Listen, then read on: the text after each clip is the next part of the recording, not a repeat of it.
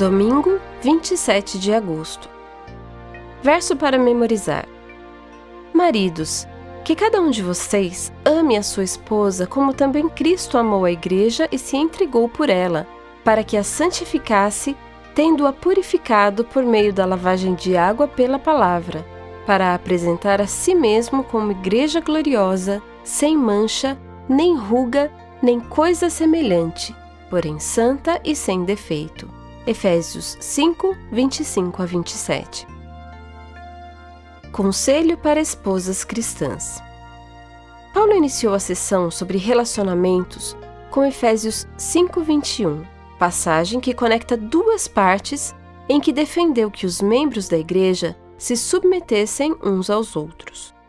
Os crentes devem fazer isso no temor de Cristo. A primeira de várias vezes que Paulo identificou o relacionamento com Cristo como o mais importante e determinante. Ouça Efésios 5, 21.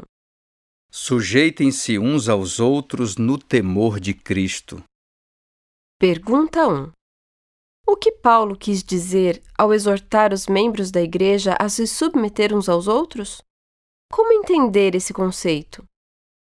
Paulo também convidou as esposas a se sujeitar ao marido como ao Senhor, indicando que falava da submissão de esposas aos seus respectivos maridos.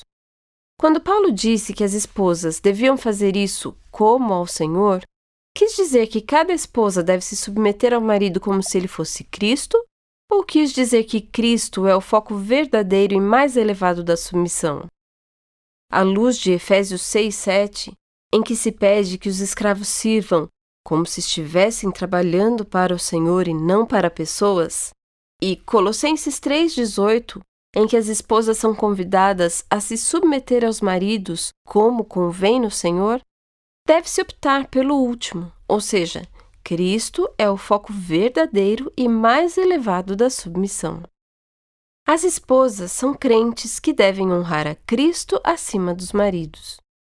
Em Colossenses e em Efésios, Cristo, e apenas Ele, é identificado como o cabeça da igreja, que é seu corpo, sendo Ele próprio o Salvador do corpo. Por analogia, o marido é o cabeça da esposa, sendo que a fidelidade da igreja a Cristo serve como modelo para a lealdade da esposa ao marido. A passagem pressupõe um casamento amoroso e não disfuncional. Esse verso não deve ser interpretado de modo a permitir abusos. À luz do que lemos, note este texto do livro Lar Adventista. Abre aspas. Se o marido é grosseiro, rude, impetuoso, egoísta, ríspido e opressor, não diga jamais que o marido é o cabeça da esposa e que ela deve em tudo ser-lhe sujeita, pois ele não é o Senhor, nem é o marido no verdadeiro significado do termo. Fecha aspas.